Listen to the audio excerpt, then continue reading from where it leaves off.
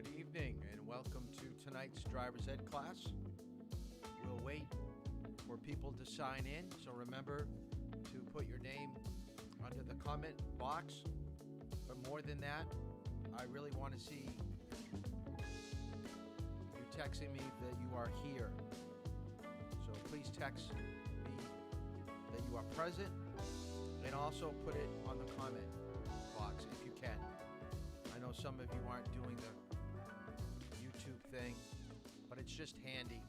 That way I'm not looking at two different devices.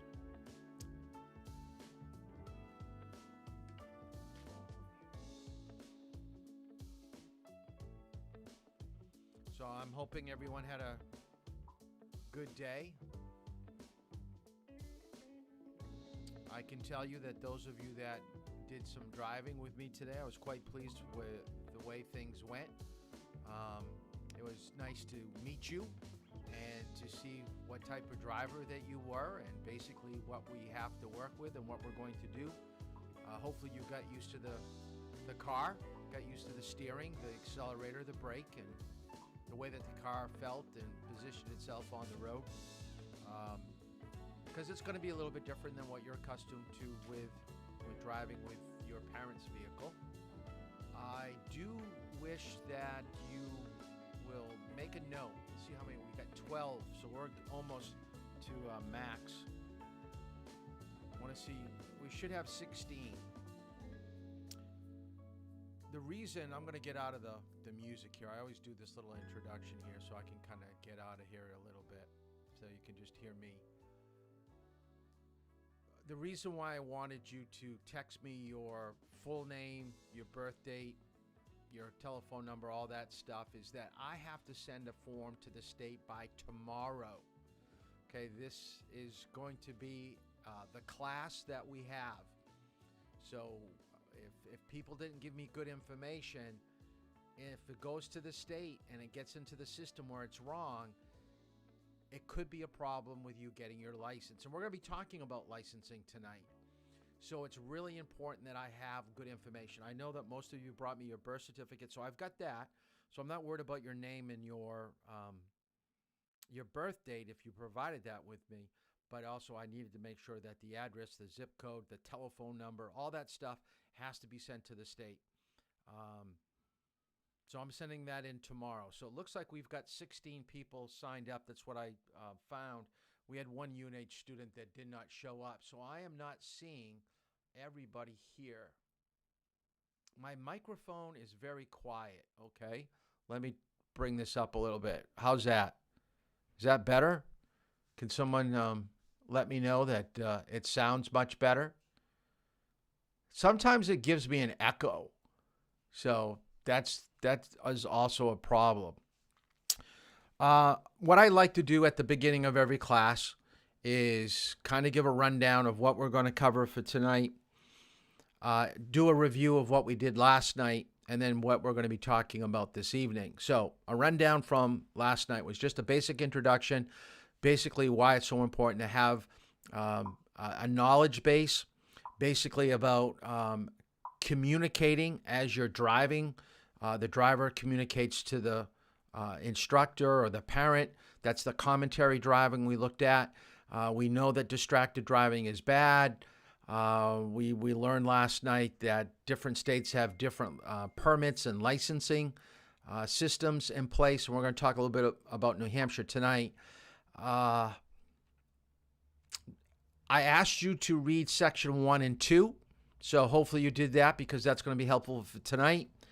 I also wanted you to read chapter 1, the HTS in responsible driving. So if you haven't done that, do that tonight. There will be questions. Oh, it was the pre-test that I asked you to do. Some of you are having problems with linking in to the remote Facebook page. I apologize. You've got to make a request, and it's not my Toll Driving School Facebook page, but it's the remote driver's ed group page. Okay, so not everybody that goes to Toll Driving School Facebook will be able to see all our homework assignments. I didn't want that, okay, where they could have access to that. Because someone jumped into my driver's ed program last class and they were doing some material, and I didn't want to review and go over stuff that they did. I don't know who it was because they never put a name on things. It was some special code, but I really didn't get into it. So do the pretest if you haven't done it. If you need the link, I will try to send it to you via text message, but it's better to do it to Facebook because everybody should be able to get to it. If I have to do individual text to everybody, even a group text doesn't work all the time, so I have to do it individually. For whatever reason, I've tried to do a group, and it just doesn't work. So Dylan just came on. Dylan, make sure I text you right before I got on tonight. I need your address, okay, because you paid by cash, and I didn't have a check with an address on it, so I need your address and zip code. So make sure that you send that to me.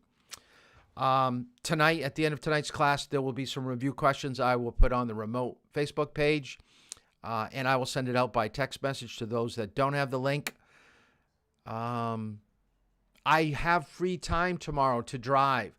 So if anybody has any openings between 11 o'clock and 6 o'clock, make sure that you text me at the end of tonight's class.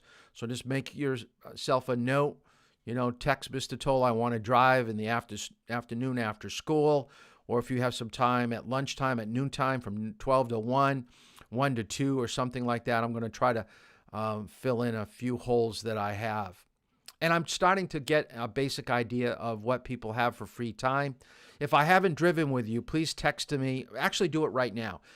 Text to me when you are available to drive. Some of you have been texting me, I can only drive after school. That's fine. We've got 3, 4, and 5 open. Saturdays will be open, so text me. I can drive on Saturday. I've been asking some of you about free periods, so we've been able to do that.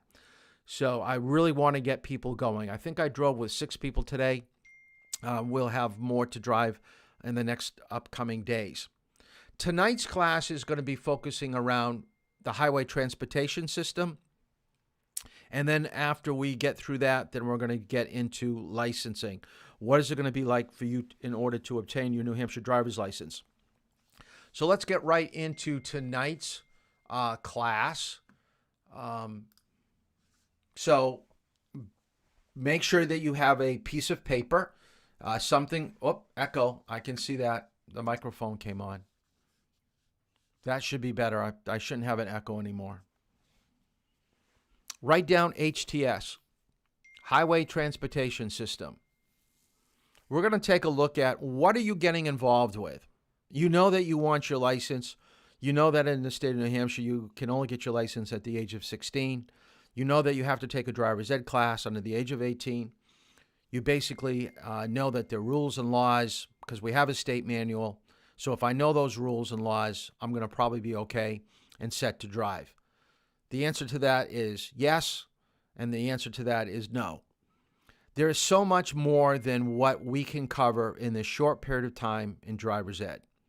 We are just going to be covering the basic information of being a good, safe, legal driver. What you have as a state manual is probably like a 1/15 of what is actually on the books for traffic law. There is so much for rules, and there's no way that you're going to be able to remember all of it. So because like with bicycles, we could spend a half hour, 45 minutes just talking about how bicycles interact with cars on the road. What are the responsibility of a bicycle? What's the responsibility as a driver of a car around a bicycle? We could just spend a great amount of time on that, but there's no sense to do that. When we do cover it in class, we'll probably cover it all in 15 minutes, 20 minutes. So what we want to do is shed light on a multitude of subjects. And if you want more information, you can ask me questions. I'll try to give it to you. Or we're just going to have to do some research, whether it be you or me, and really dig deep into what is going out on the roadway. Do I have all the answers to all your questions? Absolutely not. But I hope that I can answer any questions that you may have. So whether you feel comfortable putting it on the YouTube where everybody gets to see what the question is, or whether you want to do it individually by text message or wait till you drive with me and ask a question, you can do that. But if anybody ever tells you they know all the rules, all the laws about driving, they're lying.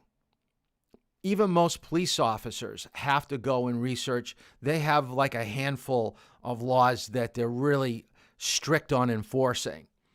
But yet if they were to pull someone over, there may be some nuances to, what could actually be written up. Could they go this way with the ticket, or could they go a different way with the ticket? So tonight we're going to take a look at how do we control and regulate what goes on the roadways. Can you imagine waking up in the morning and finding out that New Hampshire passed a law? Let's say, because we're coming up to January 1st. Let's say January 1st. The state, because of all the problems with COVID and licensing and testing, wonder if you just heard that from now on, the state was just going to let anybody who wanted to drive could drive. You didn't have to take a driver's test with the state. You didn't have to take a driver's ed program. If you think you're a good driver, then hey, go for it. Buy a car, start her up, go out on the road, and try to drive. I think we'd be quite surprised about what would happen. As it is, we've got laws governing how fast we can drive, and people don't like doing it, even though they're being held to that standard. We have highways posted at 55, and people are going, 75, 80, 20, 25 miles over the speed limit on a regular basis. So how do we control this? How do we make the roads as safe as we possibly can, but being fair to letting people get to where they want to go in a timely manner? All right, so let's take a look at HTS, Highway Transportation System. So let's go back to the beginning. We didn't have cars around forever. Basically, in the turn of the century, about 100 years ago, we started to manufacture automobiles. In 1902, we roughly had 23,000 vehicles on the roadway. We had 17 million horses. Can you imagine? Right now, you wouldn't be asking your parents about taking driver's ed. You'd be asking your parents, hey, Mom, I'm getting older. Can I get a horse? I mean, that was the conversation 100 years ago. We didn't have many paved roads back then either. Because think about it. If you only had 23,000 vehicles, where were these people driving? They were driving in metropolitan areas like Boston, New York, Philadelphia, Detroit. And then once people started to see these vehicles out on the road, they didn't want to be on a horse anymore. So basically, they started to save money. People started moving out to the suburbs, and now more and more people, affluent people, would get automobiles. So roughly today, we have 194 million drivers, 230 million registered vehicles, traveling 42 trillion miles. Now, these figures are probably about 10 to 15 years old. So it's much more than this. But the interesting thing that I took away from this when I looked at it, especially about today, we have 230 million registered vehicles, but we have 194 million drivers. Why are there more cars than there are drivers? So what I'd like you to do right now, and you can do this on YouTube, there's nothing to be ashamed about this, text yes or no. How many of you have more vehicles in your driveway than you have licensed drivers? That'd be an interesting question to see what everybody would put down right now, right? I know right now I'll say yes. I'm going to include me in this survey. Right now I have 3 vehicles in my driveway, and my wife and I are the only ones that are living here. I have a truck that I use on weekends, especially when I have to go to the lumber yard or go to the dump. More and more people are finding themselves buying more vehicles, whether it be for recreation, whether for, they like a sports car in the summertime. But you're seeing that we are getting to be a very mobile society. I'm sure that if you asked your parents when they were growing up, were a lot of their classmates who are licensed drivers, did they have their own vehicle. When I was in high school, I would probably say about 1 out of 4 of my friends had a vehicle that they drove to school. I am almost betting right now that it's probably half to 3 out of 4, 50% or 75% of the students coming to school now drive themselves. I can imagine that once you had a chance to get off the bus and get in your own car, you are all for that. So what is driving going to look like? Oh, by the way, I come from a very much of a car vehicle family. This is my grandfather's car dealership in Rochester, so I've been around cars for a long period of time. Just what I took away from this picture when my dad gave this to me, I said, Dad, all the cars look the same. He said pretty much back then they did. They were different colors, but the models and styles were pretty much the same. And buying a car was a big deal. What we used to find, and nowadays we're getting into self-driving vehicles or trucks, where we basically let the vehicle take over operation. So basically it is a smart car, okay? By navigation and by GPS, we're having cars that are driving themselves. And I believe there are 5 stages of self-navigation. And I'm going to show you a quick video in a moment. I think I have one more slide to show you.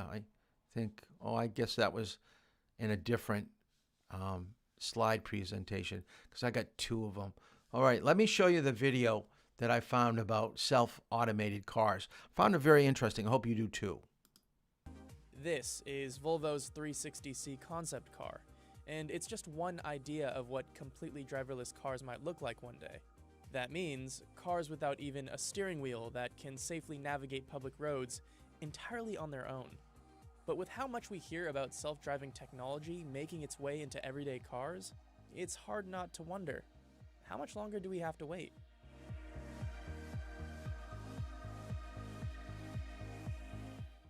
Understanding just how far we've come with self-driving technology can be a bit tricky. To help define how sophisticated the automated technology actually is, the Society of Automotive Engineers classifies these systems using 5 levels. Level 1 is driver assistance, where the vehicle is able to control steering or braking, but not both simultaneously. Level 2 is partial automation, where the car can assist with both steering and braking simultaneously, but your attention is required on the road at all times. Both Tesla's Autopilot and General Motors' Super Cruise are examples of this. Level 3 is conditional automation, where certain circumstances allow the car to handle most aspects of driving, and the driver has the ability to temporarily take their eyes off the road. Level 4 is high automation, where, in the right conditions, the car can take full control, giving the driver a chance to focus on other tasks. And Level 5 is full automation. In this hypothetical situation, the car drives you, and there isn't even a steering wheel. So what level are we currently at? Most experts would agree, somewhere between levels 2 and 3. However, one of their biggest concerns is the public's misconception that we're much further along. There's an incredible amount of confusion in the general public around the context of self-driving. In our survey data here, 23% of respondents believe that a self-driving vehicle is available for purchase today. And a lot of that has to do with statements by Elon Musk and others talking about the driverless capabilities and the self-driving capabilities of vehicles. These are systems that are made to assist the driver under the supervision of a driver. So, is it simply the limits of these automated systems that's holding us back? Actually, there are a number of other factors in the way. For starters, our roads. Simply put, many roads, especially in the United States, are too much of a mess to support cars that can drive by themselves.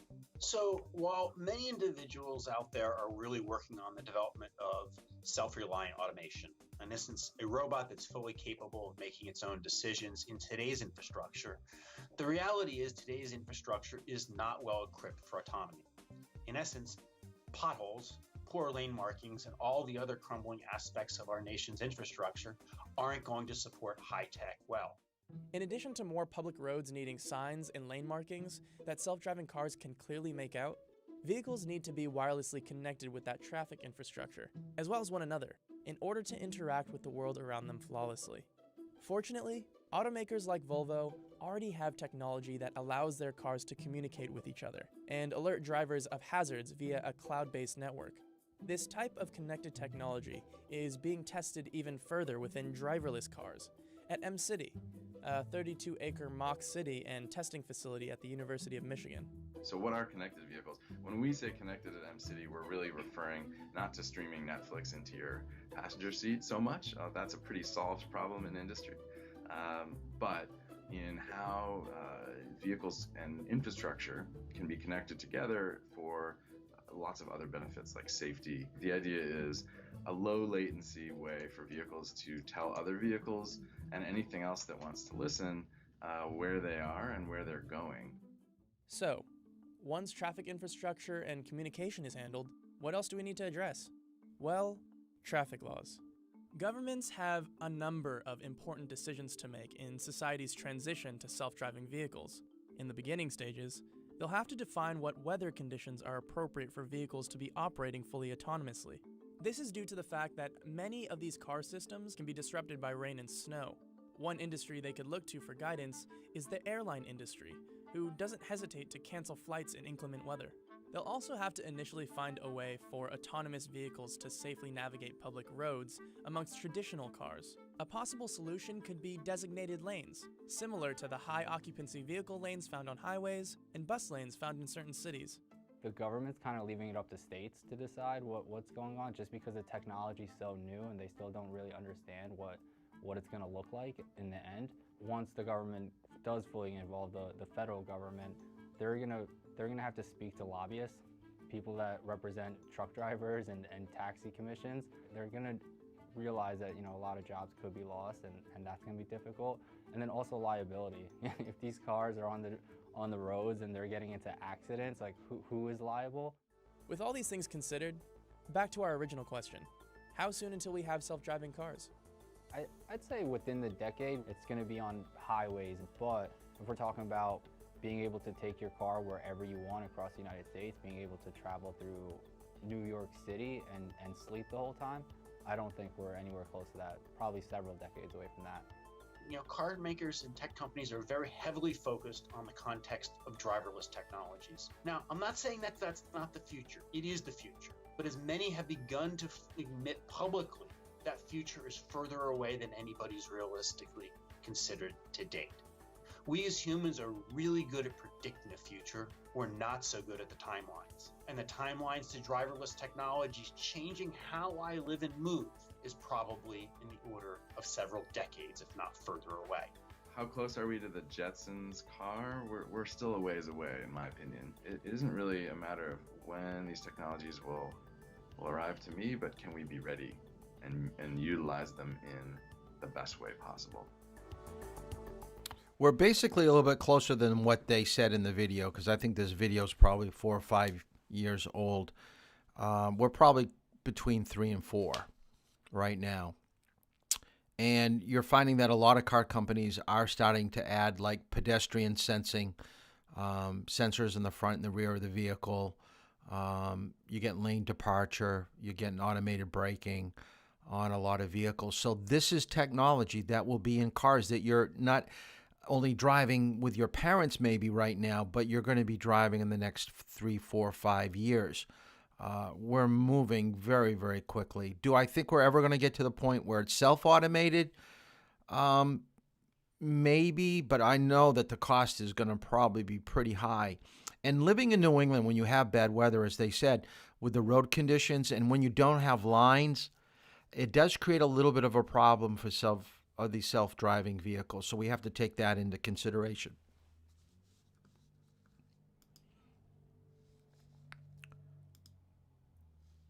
Okay, I want you to write down in your notes why, if you take a look at the United States, if we were to pull up, and I probably should have done this, is got a map of the United States.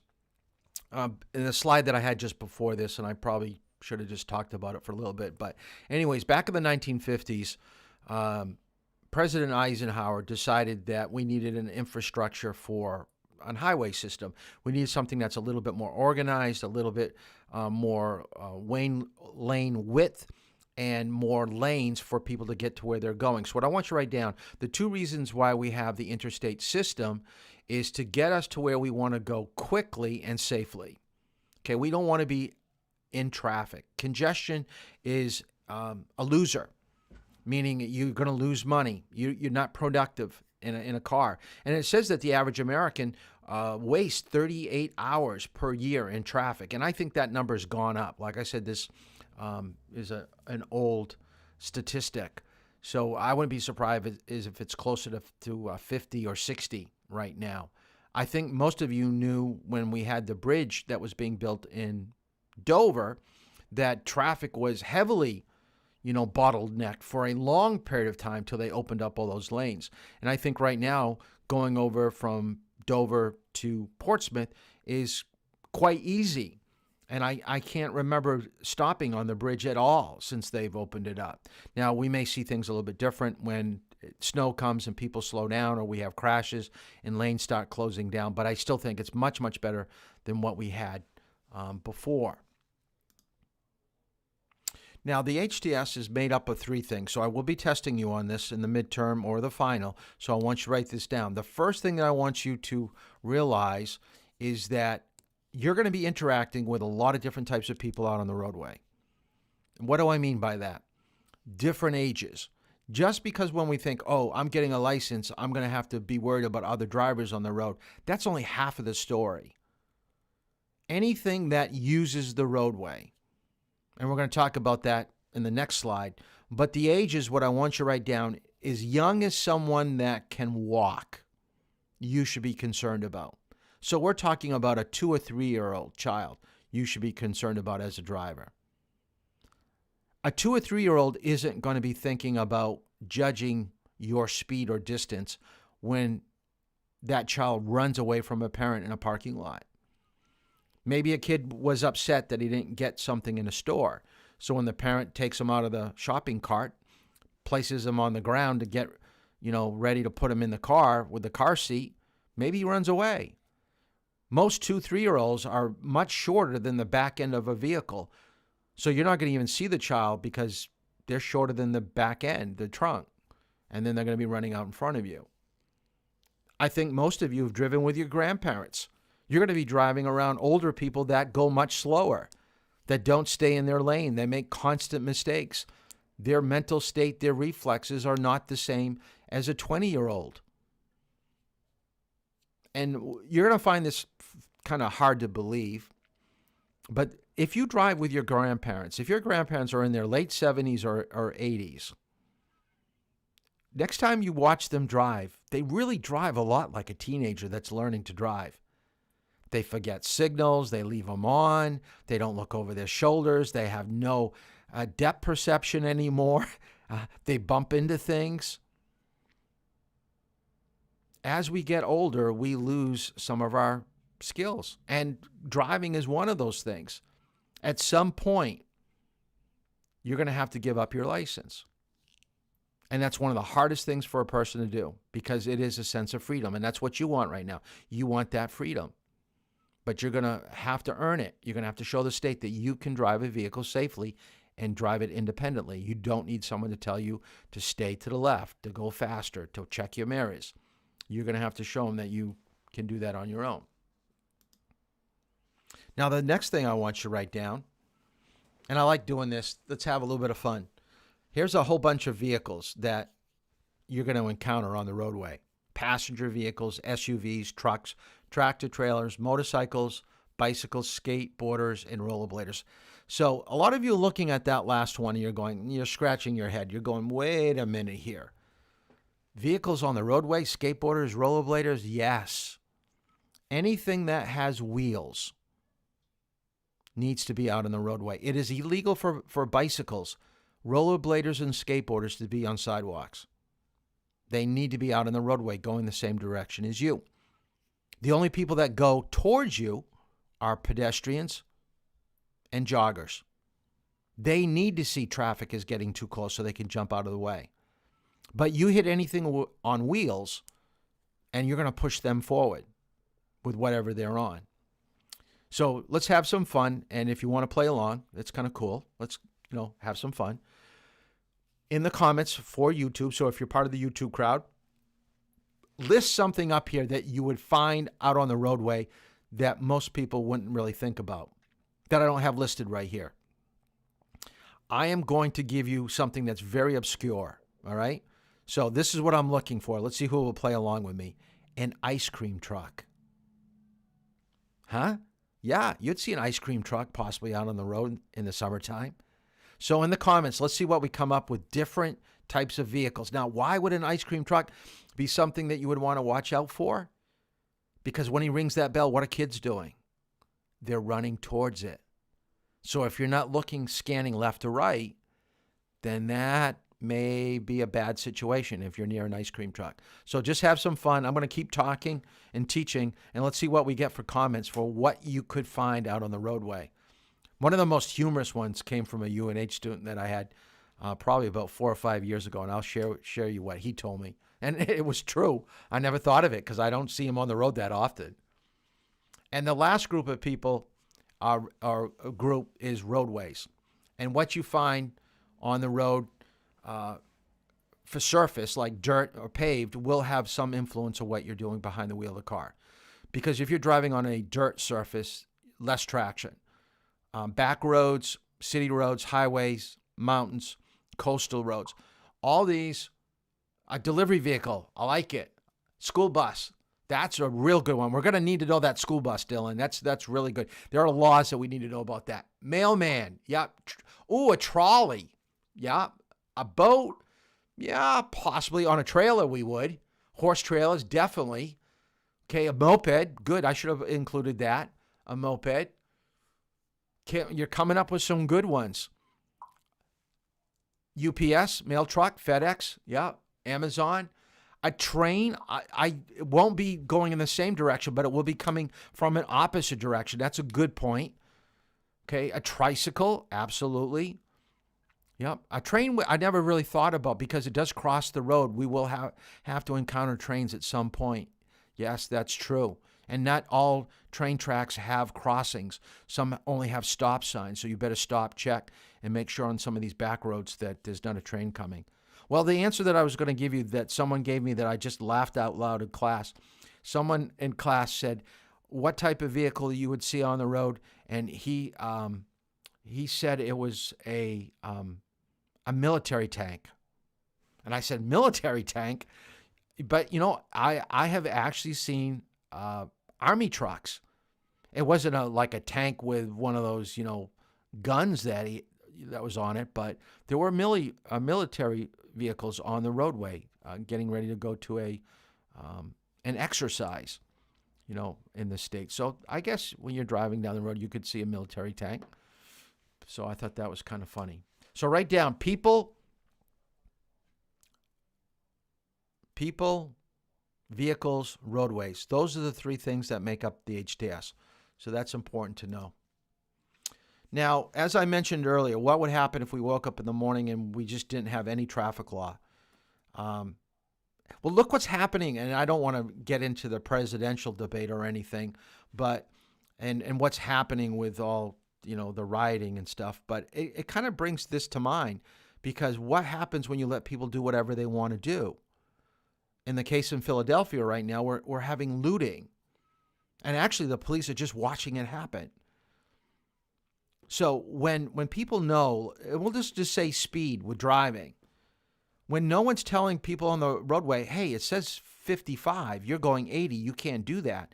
If no one's pulling them over, you're telling everybody, hey, he's going 80, I'm going to go 80.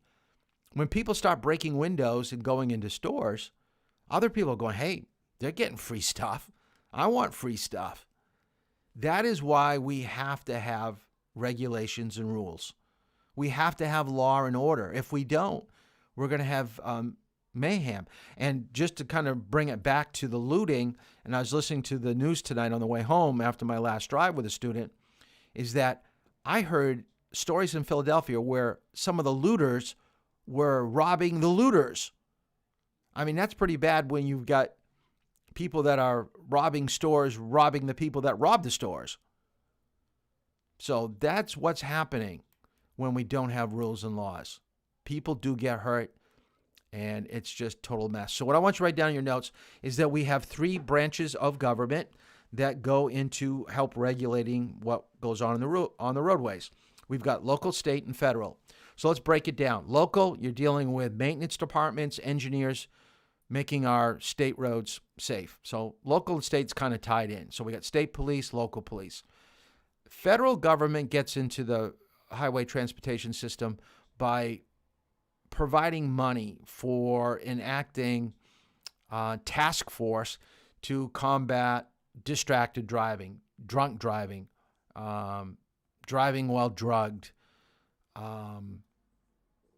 aggressive driving, road rage. So all these problems are being combated by federal money, and enforcements are setting up all these advertisements and special groups to try to change people's behavior so when they get out behind the wheel. Here are some regulations, and I don't want to really get into this too much. You're going to see it in your reading. I forgot to mention safety belts and stuff like that, but there are certain things that this National Traffic Motor Vehicle Safety Act does. It helps require automakers to make the safest possible vehicle possible. And one of the assignments that we're going to probably do, I think it may be tomorrow, but it's not due. It may be over the weekend. But I want you to try to find out how safe is the car that you have at home. I think your parents probably look into this. I think we all have a tendency to look at a car and go, wow, that looks really nice. I can see myself driving that, or I like that color. I like this type of model. I want a nice radio. But really, when you start looking for a vehicle, I really want you to start thinking about, I better buy a car that will protect me. I want to make sure that it's got full use of airbags. It's got a good crumple zone. If it gets hit from the side or from the rear, it's well built that it's going to protect me. So we're going to take a look at your vehicle, and I think that we're going to have that for you to do over the weekend. So I want you to find out, what is the crash rating of your vehicle at home? These I'm going to skip over. Let's take a look at making roads safer. Oh, this is kind of funny. I want to show you this. Sometimes we build roads because we want to get ahead of the curve. So we think that there's going to be so many people living in a particular area. We're going to build our roads so wide, so many lanes, that for years to come, we're never going to have a problem with traffic. Well, I believe it was a third world country here, decided that, no, you don't have to write this down. Write down, if I say that it's important to know, then you should probably write it down. All right. So just know the HTS, know the 3 parts of it, and know that it's being regulated by the state, local, and federal government. So this country decided it was going to make a 20-lane highway, 20 lanes, and look at it. No one's using it. No one moved to that particular area. There are only 3 cars in this picture, and there's 3 pedestrians crossing 20 lanes of roadway. So they overbuilt this road. So I think that's pretty funny. Oh, making roads safer. Let me show you this. And we'll talk about it after it's done. Because when I take you out for the first time, a lot of times I bring you out towards Lee and Madbury. I want to see how you do maintaining speed and position on some of these back roads. There's not a lot for intersections or traffic lights, so it gives you a sense to get a feel for the car and the brake. And we do a couple turns out in this back road area. So I do take you on back roads the first time out. So if you haven't driven with me yet, this is what it's going to look like, and why it's so important to make sure you stay on the road, you don't leave it. Because if you leave the road on some of these back roads, you're right in a heap of mess of trees and telephone poles and everything else.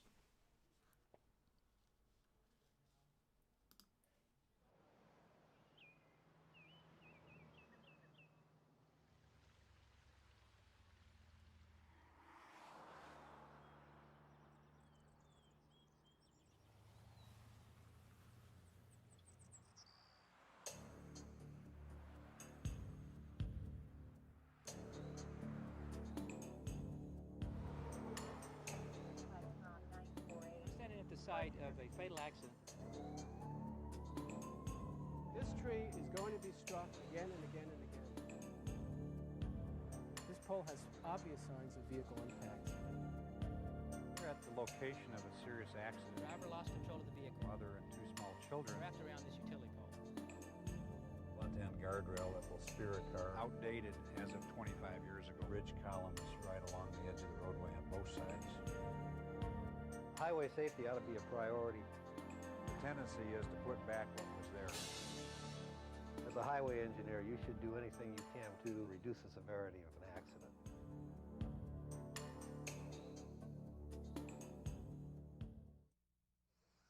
This location may seem harmless to drivers that use it every day, when in fact it can be deadly and is loaded with roadside hazards. For example, the large tree located just inches off the edge of the pavement. The utility pole on the outside of the curve. Moving down the road a bit, an unprotected guardrail end, which when struck can be deadly and penetrate into vehicles that lose control and come into contact with it. And over here is another large tree located just about 1.5 feet off the edge of the pavement, and in fact was the site of a fatal crash just last year. Each year in the United States, we have a large number of deaths and serious injuries resulting from single vehicle crashes into roadside obstacles or roadside hazards. This has been a problem that's been with us for a long time, and it continues to be one of the leading causes of death and serious injury in this country. Before about 1965, or around that period of time, the highway engineering profession's primary mission was to make a safe roadway. There was also the feeling that once you got off that roadway, you're on your own. It's up to you to get out of the perilous situation. It's their job to provide a good roadway and your job to stay on it. About in the late 60s, the philosophy changed to, if a vehicle goes off the roadway, as a highway engineer, you should do anything you can possible to either get them back on the roadway or reduce the severity of an accident. We learned a lot in the early days of the interstate system, how to make these roadside features less hazardous. And so today, the modern interstate system exemplifies the designs that eliminate most serious roadside hazards. And since we've built many miles of interstate system in the United States, the problem has shifted somewhat. But we still have a very serious problem on the many miles of secondary road that are still out there. The most dangerous roads we have now are rural secondary roads. They have the highest fatality rates. There's where you have very little opportunity to recover if you run off the road. Almost half of all serious roadside hazard crashes occur on curves. Curves to the left are especially hazardous. Signs and pavement markings can help guide drivers around curves, but even where curves are well delineated, drivers can still lose control. And putting signs on roadside hazards isn't the answer. We need to do a lot more than that.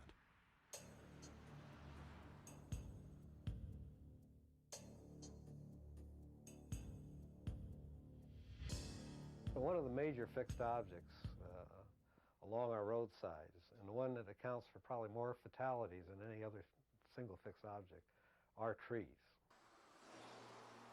This is an example of the most common problem in the area of roadside hazards, which is trees near the edge of the pavement, especially on curves. On this curve, there are trees right up against the edge of the pavement, and compounding the problem here is a complete lack of protection against drivers striking the trees. The trees are directly in line with any vehicle that loses control around that curve. After trees, utility poles are the most frequently struck object in fatal roadside hazard crashes. Every year in the United States, over 1,000 people die in crashes with utility poles.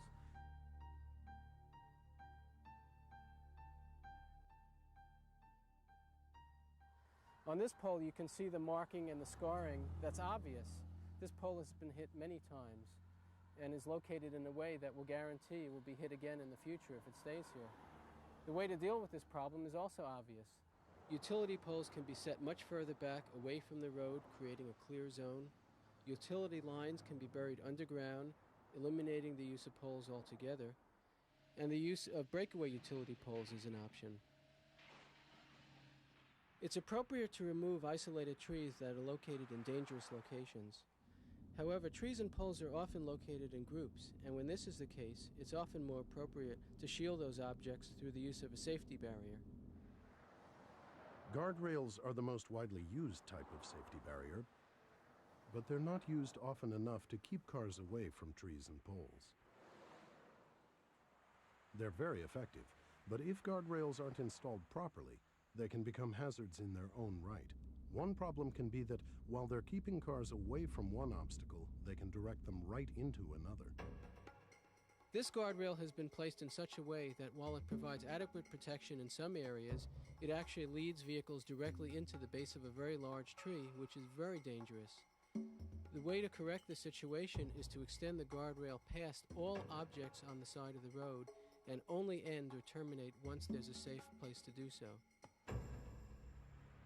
We have here a guardrail that's supposed to be protecting you against the bridge rail, but in actuality it runs you right into the bridge rail if you hit the guardrail. And as we can see, that bridge rail has been hit many, many times. The proper design is to have the guardrail out in front of this bridge rail and attached to it, such that you have a smooth transition from one to the other. Another problem is the end of the guardrail itself, which can become a hazard if it isn't installed properly. We're at the location of a serious accident with a mother and two small children that went off the left side of the roadway and hit this guardrail. This end treatment, which is like a knife edge, will impale a car, and that's what happened in this accident. The car hit the end of the guardrail, and it actually went up through the firewall into the passenger compartment of this car between two small children. This kind of guardrail is outdated as of 25 years ago, but still there's a lot of these around the country, thousands and thousands of them. Most modern guardrails have a type of end treatment that prevents the impalement of a car. Burying the end of a guardrail can prevent impalement, but it's not the best answer because it can create a different hazard. The solution to this problem is to make the post breakaway and make it essentially an energy attenuator.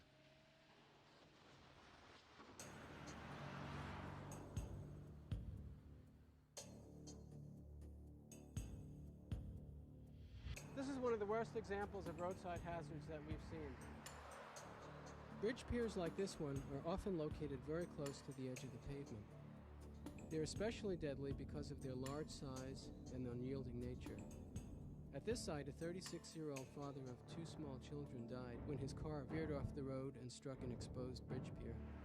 We don't have to wait for somebody to die at a site like this to improve it. What we had at the site before was an exposed bridge pier that was extremely dangerous. Any vehicle running off the road coming into contact with that area of the bridge could result in devastating injuries. In place now is a properly designed guardrail that's attached to the exterior of the bridge pier. Along with that guardrail is a proper and safe end treatment that allows for a gradual deceleration of vehicles that run off the road. Where bridge supports and other rigid structures can't be safely separated from traffic with guardrails, an alternative is energy-absorbing devices. Crash cushions and other devices can do an effective job of slowing vehicles down gradually. These concepts are simple. Wherever possible, provide a clear roadside that allows drivers a chance to regain control if they leave the road. If a clear zone isn't possible, make sure posts are designed to break away in a crash. And any remaining hazards should be separated from traffic by properly installed guardrails or other energy-absorbing barriers. We at the federal level ran a highway safety improvement program. Under that program, we provided funds to the states to improve high accident locations. That turned out to be a very effective program. Fixing roadside hazards is important because it can prevent a momentary loss of control or a minor crash from becoming serious or life-threatening. Engineering safer roads must become an even more important part of the national strategy to reduce deaths and injuries, now that speed limits and travel speeds have increased. There are funds available for renovating and improving highways. It's very important that some of those funds be allocated to fixing the roadside hazard problem. Obviously, we can't fix them all at once. Therefore, it's very important for highway departments to have sensible priority schemes so that they can decide which ones they should fix first. Roads are built by civil engineers, and civil engineers are civil servants, and they tend to do what the public wants. The only way you can get the state and local government to enhance safety on the roadway systems is for the public to want that enhanced safety. And I think they do. Next time you're out on a country road, take a closer look. If you see hazards that shouldn't be there, especially on curves where loss of control is most common, ask yourself why. The answer is that for too long, solving this problem hasn't been a high enough priority. Raise the priority and help make safer roads. Okay, one thing that I want to mention about the video, because they did talk about, the public wanting to make our roads safer, and it's a public outcry that's going to make these things happen. So most of you do go to Oyster River, so you're going to know this more than those of you that live in Milton and Dover. I think that's what we've got. Durham is noted for their speed tables. Okay, I don't think you'll find another city around the seacoast that has as many speed tables, and that was from an outcry from certain neighborhoods. And another instance in Durham where they put up a stop sign near the old Durham pool. Okay, it never was a stop sign there, but they decided, we think people are going way too fast, so we want people coming to this intersection to stop. So we're just going to put up a stop sign, and I think it was like 2 years ago come January that they actually did that. And then they would patrol it pretty heavy. So you could see from that video that, yeah, you go off the edge of the road, your car is going to veer to the right. It's going to pull you into the trees, pull you into these bridge abutments. We've got to have better technology, and we've got to have better clearing of trees to make roadways safe if cars do leave the roadway. So guardrails do become important. The other sign that we saw a lot in this video was a chevron sign. I almost said Pentagon. Chevron sign. So a yellow square sign with a black arrow. A black arrow indicates a sharp turn. So in your notes, I want you to write this down. Chevron. C-H-E-V-R-O-N. Chevron. The sharper the turn, the more signs you see. In some states, it's the thicker the black arrow, the sharper. During the day, we get to see the roads. We can see the road bending to the right or bending to the left. So the signs are helpful, but we still know what's happening. Those signs are there for people that are driving too fast at night. Because at nighttime, your vision is limited to what your headlights will illuminate. So when you're coming around a corner, you have to pick up the bend of the road quickly, or you're going to leave it. That's why the roads are so unsafe on back roads at night. People go faster than they should, and they get into a lot of problems. So what I'd like you to do is to write down an area that you either have driven or you've been a passenger and you've seen, and you go, this is not a very safe place. They should have done something different here. They should have slowed down the speed. They should have put up a traffic light. They should have lengthened the roadway. Not lengthened, made it wider. Let me show you. I think I have it coming up on this next slide. I drove with Alana. Most of you don't know Alana. She goes to a different school. And Alana, does this look familiar to you? It's not there anymore, by the way, but we drove on this road today, Alana and I, when I was dropping her off at the high school. And I should have pointed it out to you when we drove by this. But I used to live in Milton, Alana. When I was first married, I lived in Milton, and I used to teach drivers at your high school, Alana. And I could never understand why Milton had a telephone pole in the middle of the road. That telephone pole is about 1.5 feet, 2 feet off the edge of the curb. Can you imagine being from out of state and driving at night and trying to make a turn right there? That's crazy. And the other thing that makes it so unsafe is look at the wire, the support wire. Can you imagine a little kid on a bicycle that doesn't know that he should be riding his bike on the roadway and he rides it on the sidewalk? He's going to get decapitated. He's going to get thrown right off his bicycle. And look there's a telephone pole just to the right of it. They should have stretched the wires and made it easier. Let me show you a different vantage point. Look how far and then they put a sign right next to the telephone pole. That shows you how how much they were really thinking. I know, isn't it? And I'll point it out next time we drive, Alana. I pointed it out that they've taken that pole down and they've stretched the wires, so it is much safer. But why would you ever do that? Why would you be an engineer and go, this is where we're going to put it?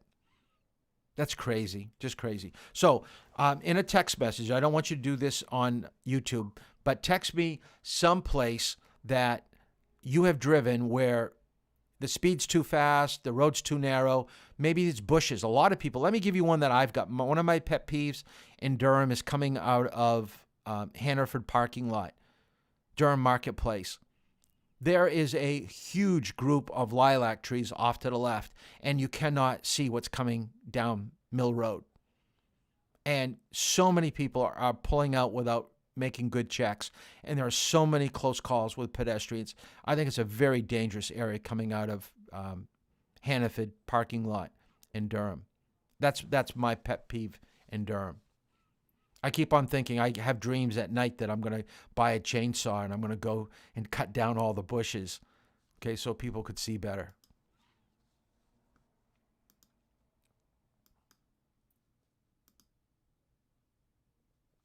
I want you to write down this definition, risk. Risk is the chance of injury to yourself or others and the chance of damage to your vehicle or property. And I want you to realize it is a risk to drive. There are no guarantees in life. All we can do is control what we can inside the vehicle, meaning make sure that we're buckled up, we've got our mirrors adjusted, we go the speed limit, we buy a car that has a good crash rating, has good airbags. And I believe that if we do all these things, we will drive for many, many years without injury. And we never want to die in a car crash. It's so sad to read stories where people have lost their life driving a motor vehicle. A motor vehicle is supposed to get us to where we work, where we go to school, where we want to, have recreation and play for pleasure. Okay, it should not be the place that life ends. It shouldn't be inside a car. So I want you to realize that you're taking on a big responsibility when you get behind the wheel. Not only are you responsible for getting to where you want to go alive, but you're going to be responsible for your passengers. So don't clown around in a car. Don't start goofing off. Okay, it's a serious thing. It's a big responsibility to be a licensed driver. Dangerous and vulnerable, and I don't think we talked about this last night. I do want you to write this down. I'm going to show you one more clip from Andy Pilgrim that I put into this presentation. When you drive recklessly, where you're not paying attention, driving too fast, texting on the phone, maybe drinking and driving, you are dangerous. You're a danger to you and you're a danger to other people on the road. If you're driving and you're daydreaming or you don't have good posture or hand position or position on the roadway, you become vulnerable, which means that you're setting yourself up to being hit. Part of being a good driver is being a defensive driver, is watching out for the problems of other people. So let me show you what Andy had to say about this. Sides to the distracted driving issue that all drivers need to understand, and it revolves around overall awareness. If your eyes or mind are away from driving for some distraction, then you are always either dangerous or vulnerable. Let me explain. Many drivers, both experienced and new, believe they are safe and doing nothing wrong as they drive distracted, if you can believe that. They tell me they can drive distracted, maintain their speed, stay in their lane, etc. They actually tell me this as if they are above the distracted driving problem. I want to change this extremely dangerous perception right here. We've all seen or heard tragic stories about drivers hitting other vehicles head-on. A driver who veers into another lane or into oncoming traffic is obviously completely unaware and dangerous. There is no doubt about that one, but let's look a little deeper. To the drivers who think they can successfully drive distracted, I explain this. You may think you can drive distracted and not be dangerous, but I know for certain you are vulnerable. Imagine, for the sake of discussion, that you were looking away from the road for a second or deep into your phone call right at the moment an oncoming vehicle veered into your lane. Exactly. You would not see them at all if you were looking away, or you would react much slower because you were distracted and your mind was deep into the phone call. Not good, huh? Research shows us that this is accurate. Every day this tragic scenario plays out on the roads. Bad choices followed by unfortunate timing. It takes two fully or partially distracted drivers coming together in most collisions and crashes.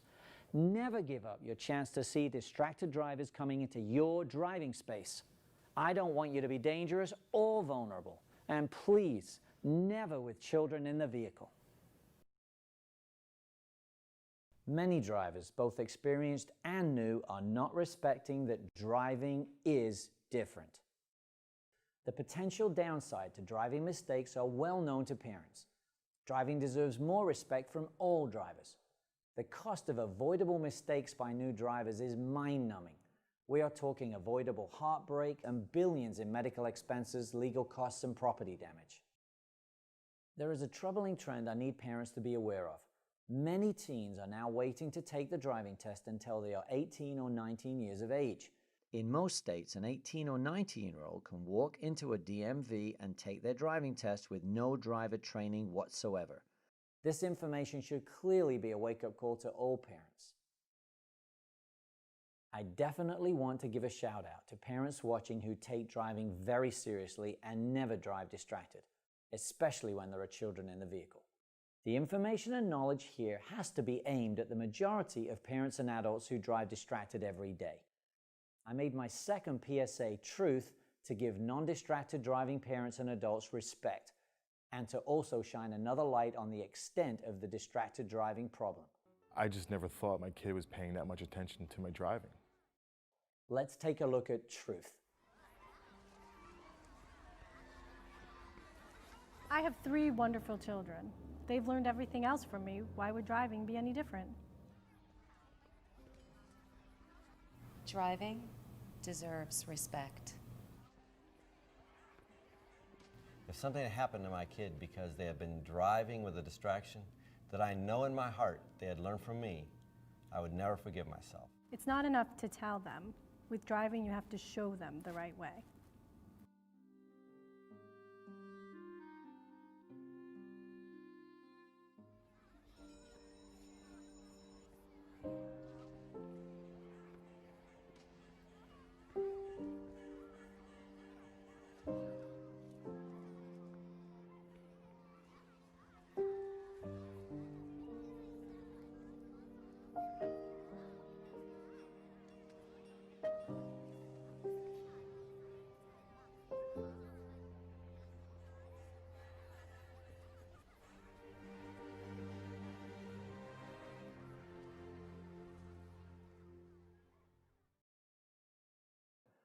Before I get into obstacles, I want to share a very important piece of data about exactly how long most people drive with their children in their vehicle.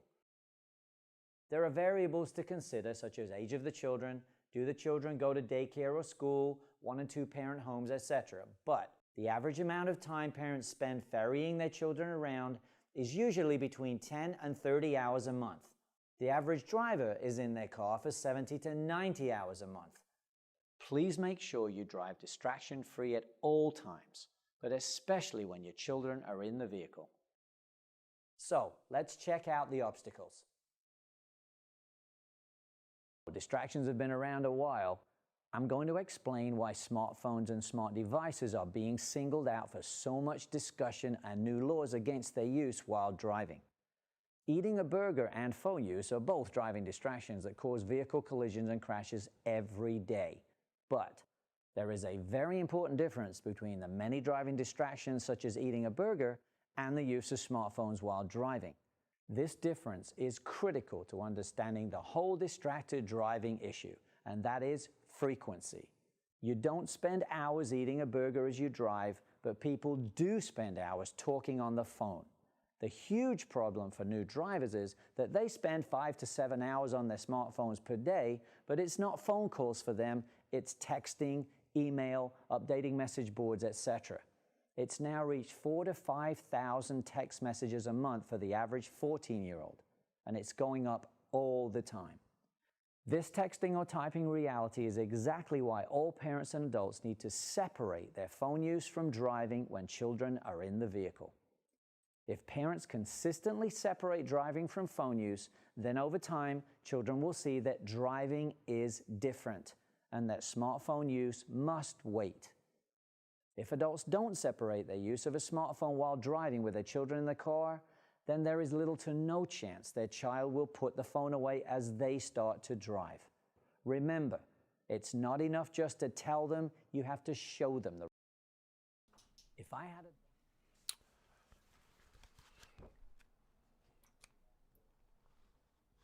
Okay, what I'd like you to do is to get out your state manual and go to section 1.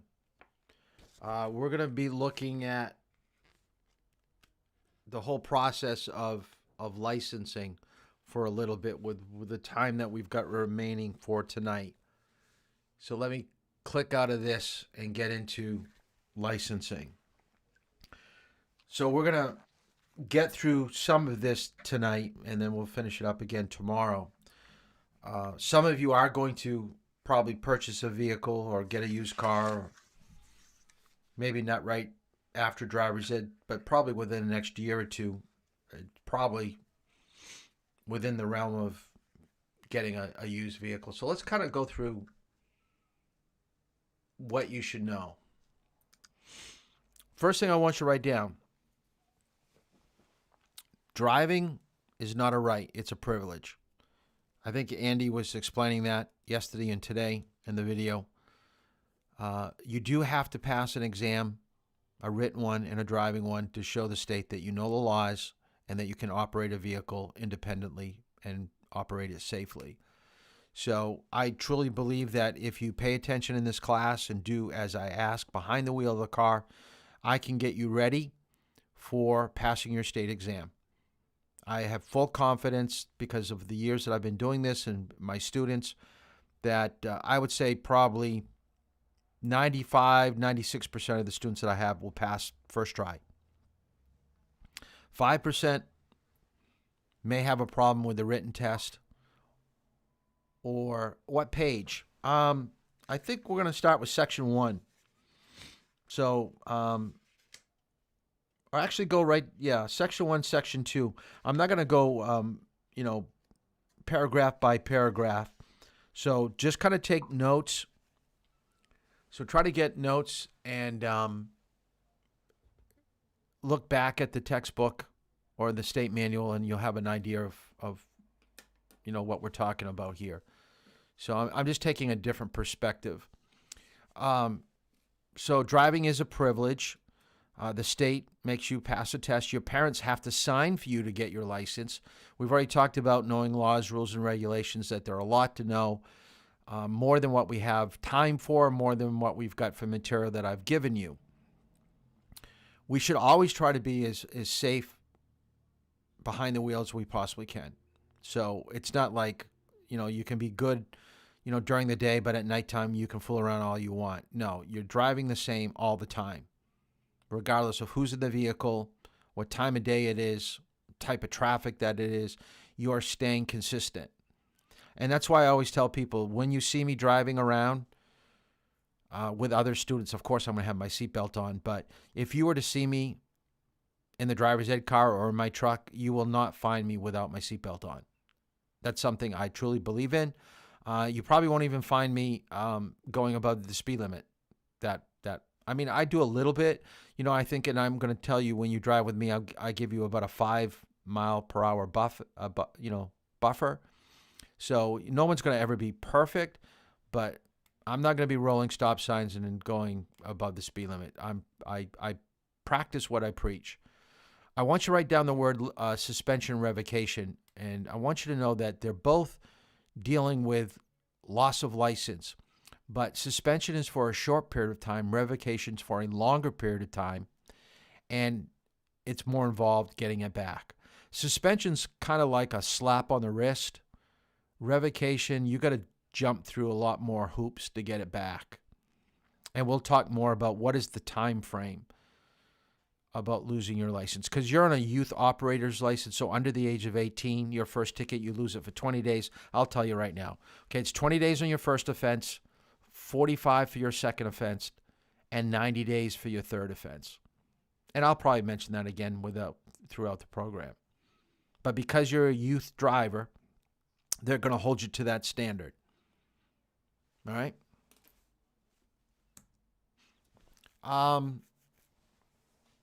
Not going to really cover anything here. I'm going to kind of move along. This is what you're getting. A youth operator's license. It's good for 5 years. This is the restriction that's going to be on your license when you get it. You cannot drive with more than one non-relative for 6 months.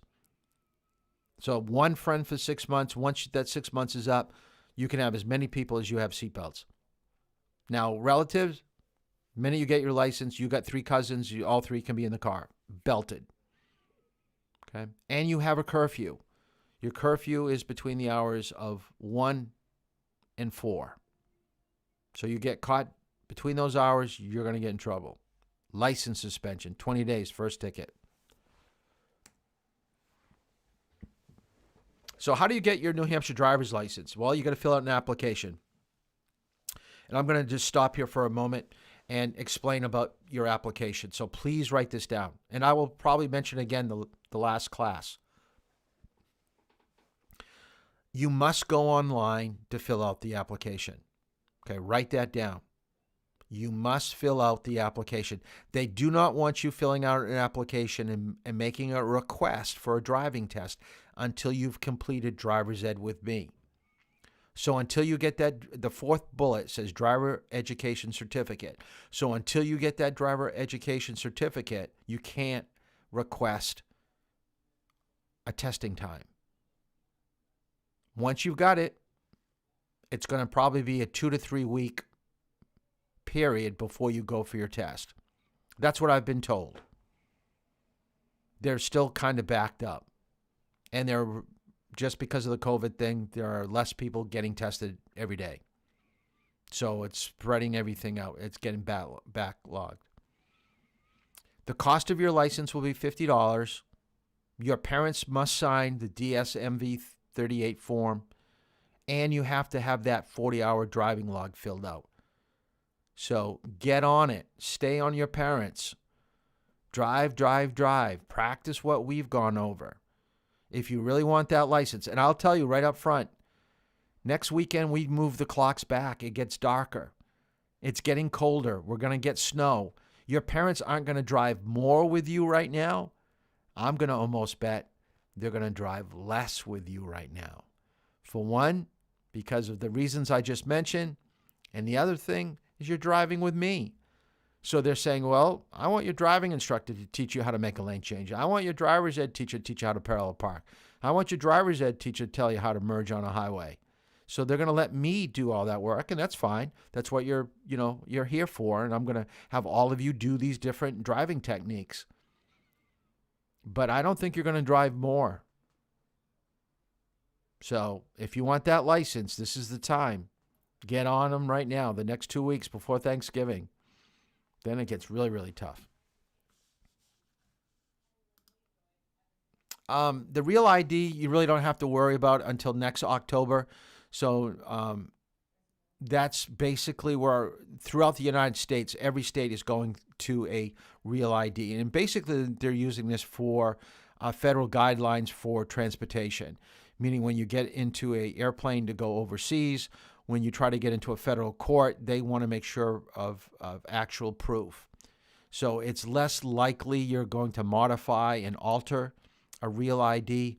There's so many encrypted codes and, different holograms and things that are going into official IDs. So we're just trying to make the world a safer place, and that's going to come down to how you get your driver's license. So you're going to have your original birth certificate. If you have a passport, you got to show that, and it just gets to be a little bit more complicated. This is what it's going to look like. It's going to have that little star up there. And then you can see down in the bottom picture, it's not federal. So right now, most people don't have a federal. But you still can, get on an airplane, at least to those countries that allow you to travel on a regular identification license. Practice driving, you already know this, so I'm not going to really talk about it. Some people have asked me, do they have to be 25? Well, the law says so. They have to be 25 years of age with you, staying in the front, and stay within the borders. Most people think that they can drive to their vacation home in Maine or Vermont. Legally, that is incorrect, because once you leave the confinements of New Hampshire, you must obey the state that you're driving in their laws. So if they allow a 15-and-a-half-year-old person with proof of age to drive in Maine, then you can do that. But I know for a fact the only way you can do that is if you have a piece of paper, which is what they call a permit. So they have taken a test and paid a fee to allow them to drive with parents. And you don't have that. I guess you could apply for a permit in Maine if you got a vacation home. They may let you practice drive if you got the permit. Okay, and the person that's helping you should be paying attention. What to bring to your driver's test? You must have 2 forms of ID. So visa, passport, school ID, birth certificate, which is original. Most of you have supplied me with a copy, and I appreciate that. That's good. Vehicle that is a good operating condition, preferably one that you're familiar with. I would not go to my driver's test in a car that I'm unfamiliar with, because all you have to do is overshoot your stop line, hit the gas too hard, spin the tires, and then going, I don't think today we're going to pass you. I think you need more practice. And they'll have you come back, and you don't want that.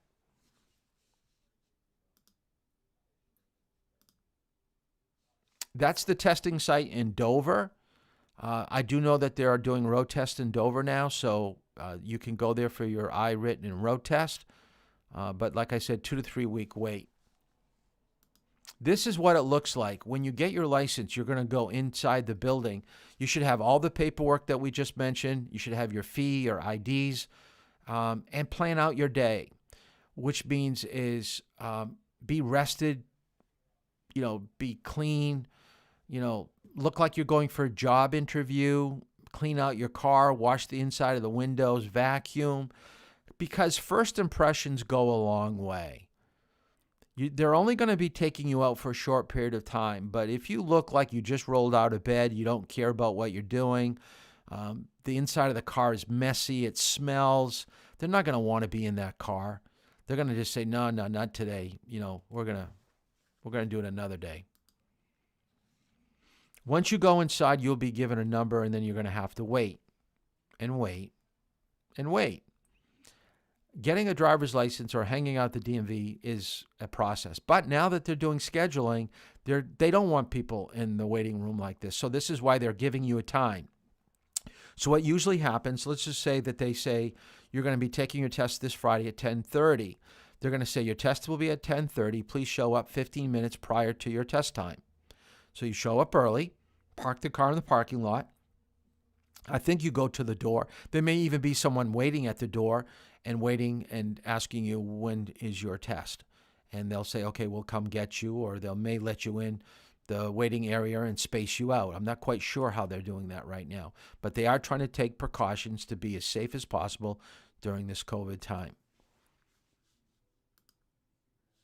There are 3 parts to your driver's test: the eye test, the written test, or road test. Now, I say oral because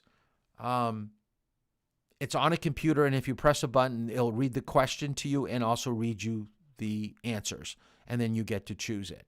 So you go in, you do an eye test. Like I said, if you don't pass it, the eye test, you never get to the written or road test. So the eye test first, you cleared it. Good. They sit you down to a computer terminal. I'll show you in a minute. This is what the oral test looks like.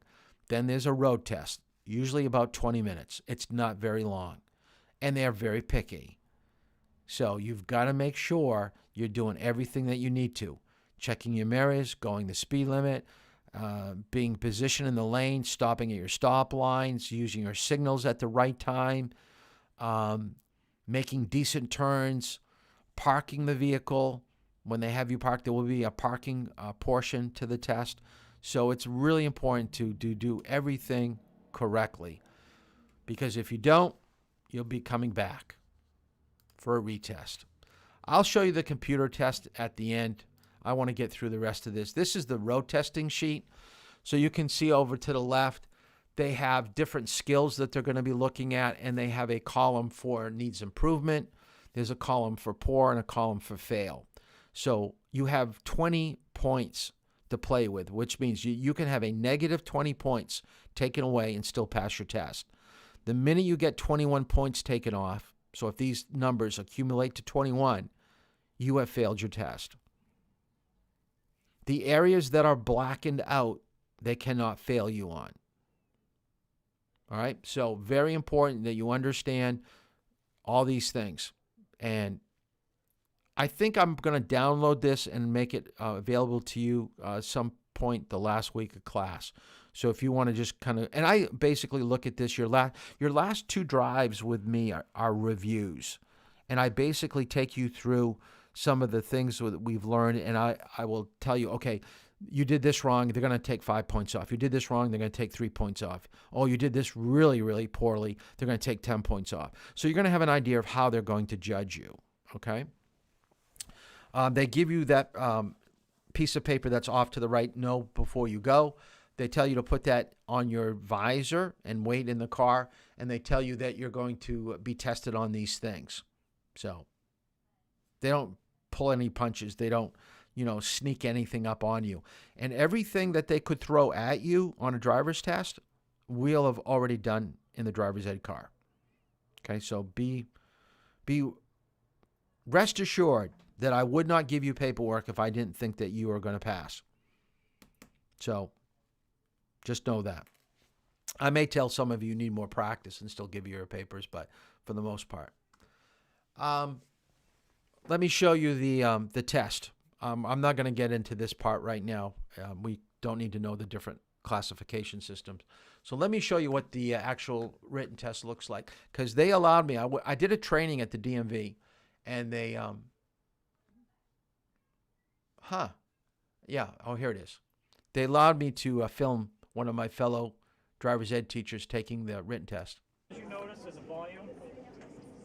There's a volume here on the right. We also have headphones that plug in. So it's just like an iPad. You can come stand back here as well if you can't see. And you just kind of answer it by touching it. Now, the computer he's using is really messed up, and he's having some real issues with it. Explanatory. Hit continue, go on to the next one. So you'll be sitting next to other people on their computer terminal, so don't feel like you can look over and see how they're doing. They're on a different question. None of the tests are the same. 5 test stations. Well, how do I know which one is mine? Well, number one. Right back. What was that? April 6, 94. Okay. 694. That'll be the bottom. Thank you. It tells you at the beginning that it's a 40-question test and that you need to get 32 to pass. Is every question based on the manual? No, it is not. There are a couple of questions in there that are required in your curriculum that are in there that aren't in the manual.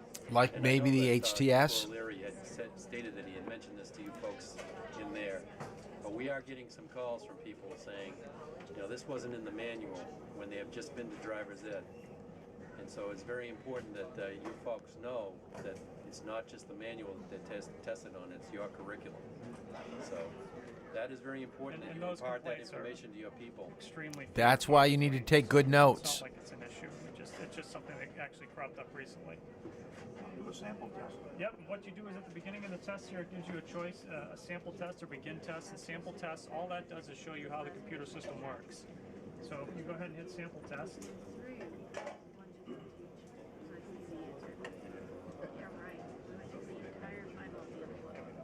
shows you a picture of a horse and asks you what it is. Pretty simple. Here's the great part about this test. When you pick an answer, it's going to ask you to confirm that answer. So there is absolutely no way you can come back and say, hey, listen, I hit C and A came out. If I didn't like that answer, You could hit no. Yep, we're good.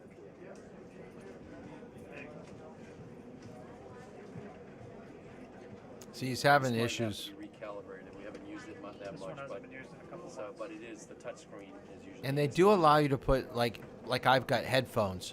So like I said, you could hit over off to the side where it says play and stop. It will read the questions for you. Your answer, is that correct? And at this point, because it's just a sample, it's not going to tell you if you got it right or wrong. It's just so that you know where to touch the screen and what pressure to use, things like that. Go ahead, begin test. Okay, take his license away.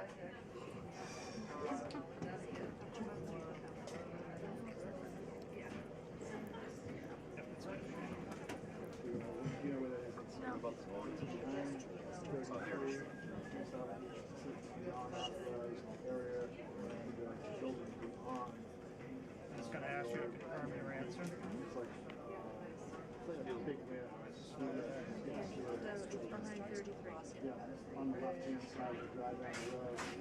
These questions are as easy as that. A pedestrian walks in front of you. What should you do?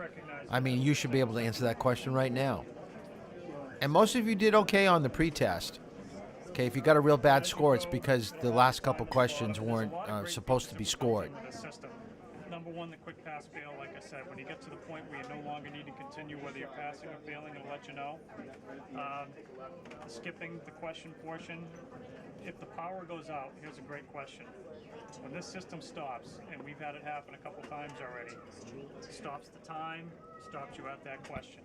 When the power comes back on, you go back to your machine and you start with the date of birth all over again, and then as soon as you select the first question you left on, the time starts up again. And we've been doing this since, we've had this system implemented here since April. I think we've had maybe 3 people time out on tests. It doesn't happen very often. Can we videotape the whole thing so that you can have 30 of the questions? Yeah. Could we do that? All what, 2,000 different tests that you have? If we get the time. My students need all the help they can get, Jake. Come on. You know what it was like, Jake? Come on.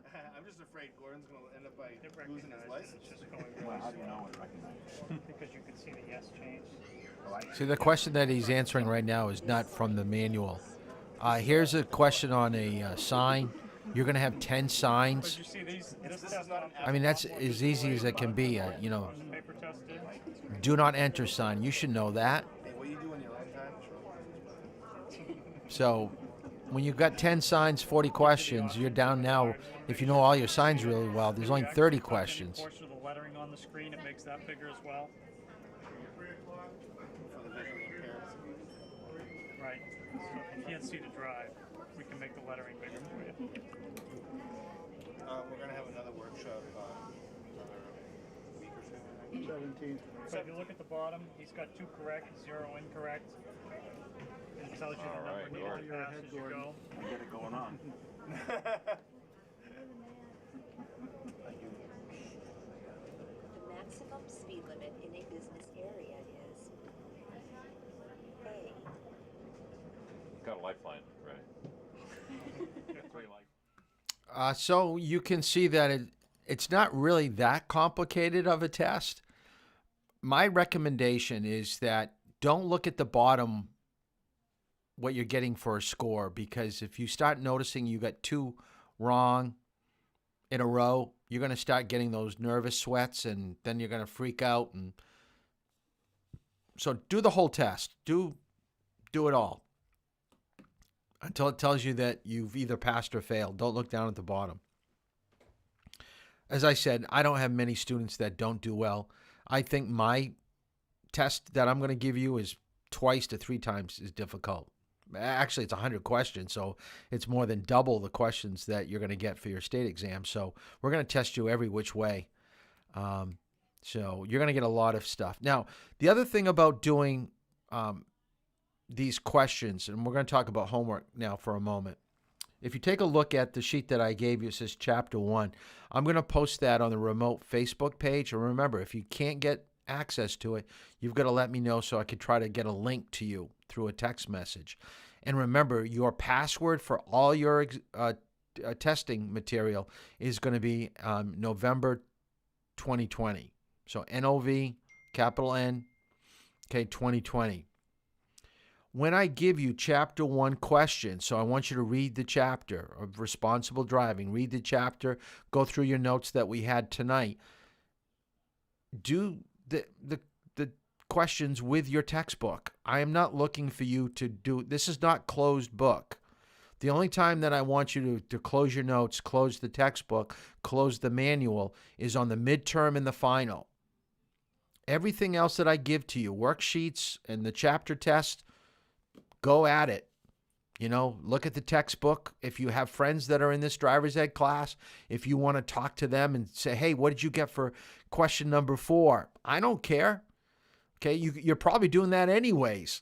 I'm more concerned that you talk about it, discuss it, research it, get the right answer. Okay, so Chapter 1 will be on Facebook later tonight. After we get off, I'm going to go on and put it on. Now, I want you to realize that when I get off at 9:30 or 9 o'clock, well, really it's 9 o'clock right now. If you've got questions, I'll answer them, but I can't answer them real quick because if I've got 6 or 7, it takes me a while to get through all the questions and answer and get to yours. So don't be discouraged if you text me and I don't get back to you for a while. And normally, I'm going to bed a little after 10 o'clock. I don't stay up late too much after this because I get up around 5:30, 5 o'clock every morning. So I need my sleep. So text me your questions. I'll try to get back to you. I'll get everything on Facebook as I can and get the text out to you through text messages or the questions. I still have people that haven't looked or tried to sign up for driving, so please do that. I still have openings tomorrow between, I think, 11 o'clock and 2 o'clock. So if you want to drive tomorrow between those times, please text me tonight. I'll be looking at my phone. Tomorrow we're going to be talking about knowing your vehicle and manual transmission. If you ever get a chance to drive manual standard transmission vehicles, it's a lot of fun. So we'll be taking a look at that. And I've got some worksheets that you're going to have to do with your parents or do it on your own with a car manual from the car that you're going to be driving mostly. So I think that's a good place to stop for tonight. So have a good night. Thanks for tuning in. And I'll try to get the links posted on Facebook within the next 5 minutes. All right. Have a good night.